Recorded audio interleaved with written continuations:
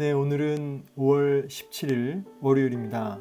본문은 잠언 9장 1절에서 18절의 말씀이 되겠습니다. 잠언 9장 1절에서 18절의 말씀 제가 봉독하겠습니다. 지혜가 그의 집을 짓고 7 기둥을 다듬고 짐승을 잡으며 포도주를 혼합하여 상을 갖추고 자기의 여종을 보내어 성중 높은 곳에서 불러 이르기를 어리석은 자는 이리로 돌이키라. 또 지혜 없는 자에게 이르기를 너는 와서 내 식물을 먹으며 내 혼합한 포도주를 마시고 어리석음을 버리고 생명을 얻으라. 명철의 길을 행하라 하느니라. 거만한 자를 징계하는 자는 도리어 능욕을 받고 악인을 책망하는 자는 도리어 흠이 잡히느니라. 거만한 자를 책망하지 말라. 그가 너를 미워할까 두려우니라. 지혜 있는 자를 책망하라. 그가 너를 사랑하리라. 지혜 있는 자에게 교훈을 더하라. 그가 더욱 지혜로워질 것이요 의로운 사람을 가르치라. 그의 학식이 더하리라. 여호와를 경외하는 것이 지혜의 근본이요 거룩하신 자를 아는 것이 명철이니라. 나 지혜로 말미암아 내 날이 많아질 것이요 내 생명의 해가 내게 더하리라. 내가 만일 지혜로우면 그 지혜가 너에게 유익할 것이나 너가 만일 거만하면 너 홀로 해를 당하리라. 미련한 여인이 떠들며 어리석어서 아무것도 알지 못하고 자기 집 문에 앉으며 성읍 높은 곳에 있는 자리에 앉아서 자기 길을 바로 가는 행인들을 불러 이르되 어리석은 자는 이리로 돌이키라. 또 지혜 없는 자에게 이르기를 도둑질한 물이 달고 몰래 먹는 떡이 맛이 있다 하는도다. 오직 그 어리석은 자는 죽은 자들이 거기 있는 것과 그의 객들이 수올 깊은 곳에 있는 것을 알지 못하느니라. 아멘. 네, 오늘 이제 본문은 지혜가 큰 잔치를 베풀고 이제 초대하는, 공식적으로 초대하는 모습이 이렇게 나옵니다. 지혜가 초대하는 모습, 그리고 또 지혜가 가르치는 또 가르침과 그 내용의 핵심이 이제 또 7절부터 나오고요. 그리고 이제 또 마지막에는 미련한 여인의 초대라고 해가지고 13절부터 미련한 여인이 사람들을 또 이렇게 초대하는, 마치 앞부분에 지혜가 초대하는 것처럼 미련함이 또 초대하는 두 가지 잔치가 있는 거죠. 지혜가 잔치를 열어 초대하고 있다면 미련도 또 잔치를 열어서 초대하는 겁니다.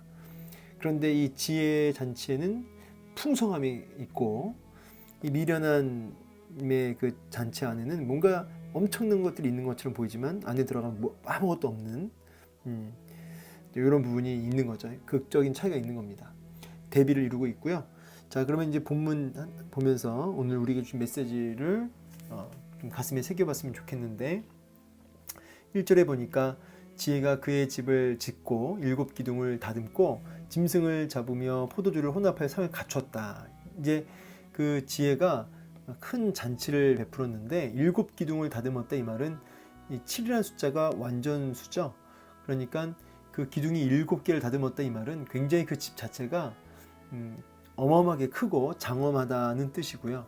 짐승을 잡고 포도주를 혼합했다. 그러니까 뭐 향신료하고 포도주 섞어서 향기 나는 포도주와 짐승을 잡았다는 이 이야기인데, 자, 이렇게 짐승과 포도주를 잡는 것은 단순한 잔치를 넘어서 거의 축제를 벌이고 있다는 뜻입니다. 그래서 모든 것을 풍성하게 너무나 풍요롭게 갖추어 놓고 초청을 한 거죠. 공개적으로 성중 높은 곳으로 올라가서 거기서 공개적으로 초대를 하고 있는 것입니다. 우리 앞부분에서 음녀는 은밀하게, 아주 은밀하게, 모르게, 비밀스럽게 그렇게 유혹하지만 지혜는 모두에게 공개적으로 소리를 치며 이렇게 이 잔치로 지금 초대하고 있는 것이죠. 그러면서 뭐라고 말씀하시냐면 어리석은 자는 이리로 돌이키라.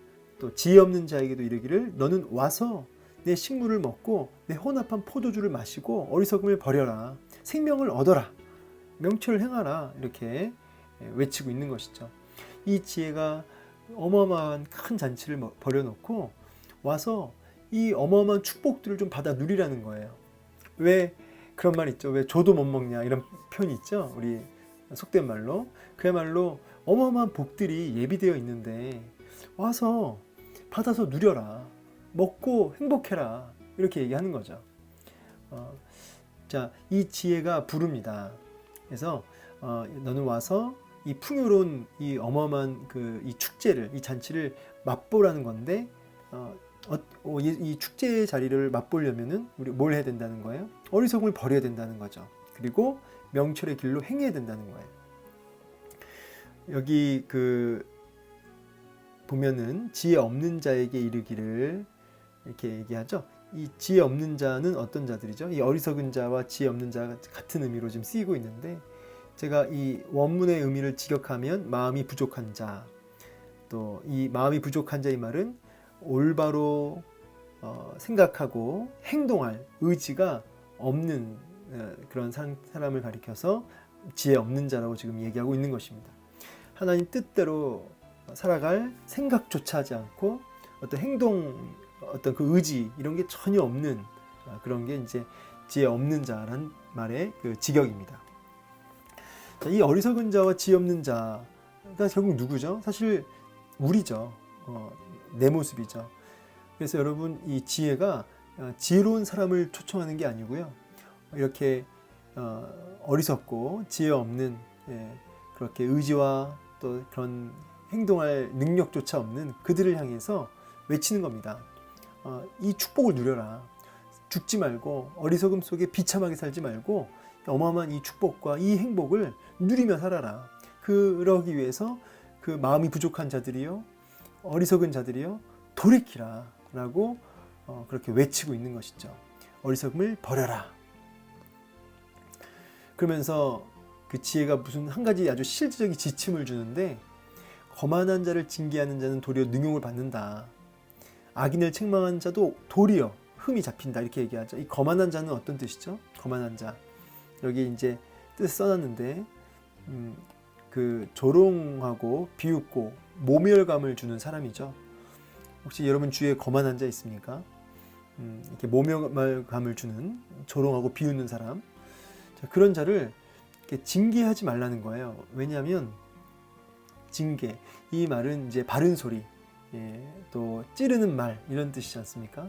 바른 소리로 이렇게 찌르는 말로 그를 가르치려 들지 말라는 거예요. 왜냐하면 오히려 능욕을 받고 오히려 이렇게 쉽게 말해서 오히려 해코지한다는 거죠. 오히려 더 이렇게 공격을 해온다는 겁니다. 그리고 오히려 더 이렇게 함정에 잡히는. 그래서 무엇인가를 그들과 입증하기 위해서 논쟁하지 말라는 거예요.